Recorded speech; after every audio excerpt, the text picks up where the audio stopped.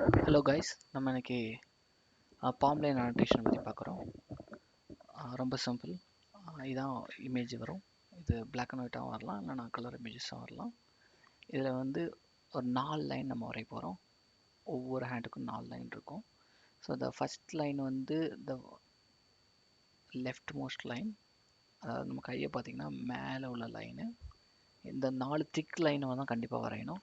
So first line இந்த blue line, அதுக்கப்புறம் green line வந்து இங்கே அட்டாச் ஆகிருக்கும்.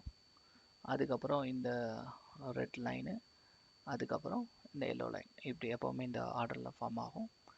ரெட்டும் எல்லோவும் மட்டும் லைட்டாக கன்ஃபியூஸ் ஆகும், மற்றபடி நான் எக்ஸ்பிளைன் பண்ணுறேன். ஸோ ரெட் லைன் எப்போவுமே வந்து க்ரீன் லைன் கூட அட்டாச் இருக்கணும். எல்லோ கலர் சம்டைம்ஸ் இங்கே இருக்கும், சம்டைம்ஸ் உள்ளே இருக்கும். ஸோ அதை நீங்கள் செக் பண்ணிக்கோங்க. இன்னும் கொஞ்சம் இமேஜஸ் காமிக்கிறேன். ஸோ இங்கே பார்த்தீங்கன்னா இது ப்ளூ லைன், இது க்ரீன், இது ரைட்டா, இது வந்து எல்லோ லைன். இதே மாதிரி எல்லா ஹேண்ட்லேயும் இருக்கும். ப்ளூ, இது எல்லோ. இதே மாதிரி நிறைய சாம்பிள்ஸ் இருக்குது. சாம்பிள்ஸ் எல்லாமே உங்களுக்கு அனுப்பிவிட்றேன். சம்டைம்ஸ் எல்லோ இங்கே வரும். ஓகே, எல்லோ கலர் இந்த தான் எல்லோ கலர். ஓகே, ஸோ சில நேரம் அப்படி ஓவர்லாப்பிங் கூட வரலாம். இதை நம்ம எப்படி அனோட்டேஷன் பண்ணுறதுன்னு பார்ப்போம். லேபிள் ஸ்டுடியோவில் இந்த வெப்சைட் போங்க, நான் உங்களுக்கு லிங்க் அனுப்பிவிட்றேன்.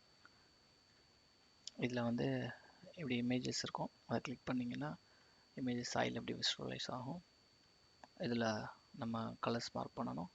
ஸோ கீழே கலருக்கு ப்ளூ, க்ரீன், ரெட், எல்லோ எப்போவுமே இந்த ஆர்டரில் தான் இருக்கும். ஸோ உங்களுக்கு ஈஸியாக இருக்கும். ஃபஸ்ட்டு ப்ளூ கலர் எடுத்துக்கோங்க. ப்ளூ கலர் எடுத்துகிட்டு மவுஸ் ப்ரெஸ் பண்ணி ட்ரா பண்ணுங்கள். அப்படி ஃபுல்லாக கண்டினியூவாக வரையணும்னு அவசியம் இல்லை, இடத்துல விட்டு கூட வரையலாம். ட்ரா பண்ணிக்கோங்க. ட்ரா பண்ணிவிட்டு எண்ட் வரைக்கும், ஸ்டார்டிங்லேருந்து எண்ட் வரைக்கும் ட்ரா பண்ணிவிட்டு இங்கே அன்செலக்ட், ரொம்ப முக்கியமானது அன்செலக்ட் பண்ணணும்.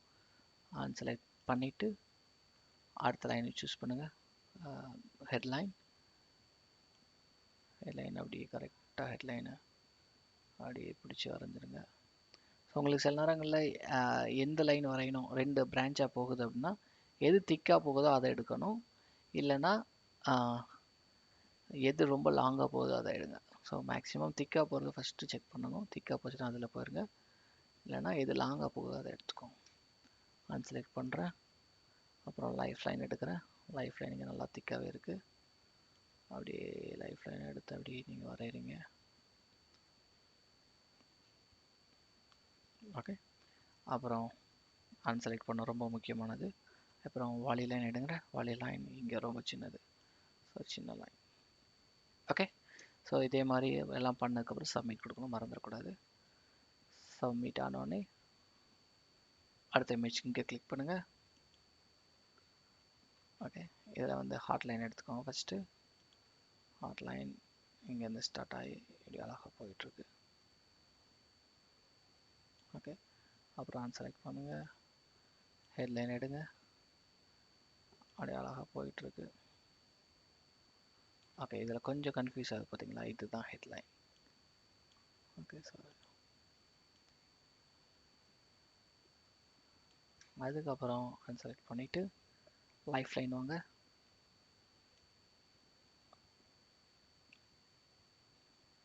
லைஃப் லைன், அதுக்கப்புறம் எல்லோ லைன். இங்கே எல்லோ லைன் ஒழுங்காக தெரியல. ஸோ எல்லோ லைன் தெரியல அப்படின்னா விட்டுருங்க. எல்லோ லைன் சுத்தமாக இல்லை அப்படின்னா எல்லோ லைனை விட்டுருங்க. Okay, yellow line is optional one. அப்புறம் சப்மிட் கொடுத்துருங்க. அடுத்த இமேஜுக்கு கிளிக் பண்ணுங்கள். அதே மாதிரி ஹெட்லைன் எடுங்க. இப்படியே பார்த்து ஹெட்லைன் வரைங்க.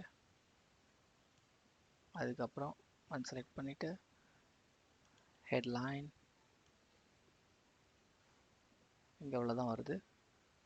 அதுக்கப்புறம் லைஃப் லைன் தப்பாக போச்சுன்னா கண்ட்ரோல் இசட் ப்ரெஸ் பண்ணணும். திரும்ப லைஃப் லைனை கிளிக் பண்ணணும். மவுஸ் வர மாட்டேங்குன்னா அப்படி விட்டுட்டு கூட பண்ணலாம். மவுஸை விட்டு கூட பண்ணலாம். கண்டிப்பாக கண்டினியூஸாக பிடிக்கணும் அவசியம் இல்லை. ஹேண்ட் செலக்ட் பண்ண மறந்துடக்கூடாது. நினைக்கிறோம் வாளியெல்லாம் எடுத்து லைன் அவ்வளோதான் முடிஞ்சு சப்மிட். ஸோ இதே மாதிரி எல்லா இமேஜ் பண்ணோம். ஒரு 920 இமேஜஸ் கிட்ட இருக்குது. பண்ணிடலாம்னு நினைக்கிறேன். சரி, பாய்.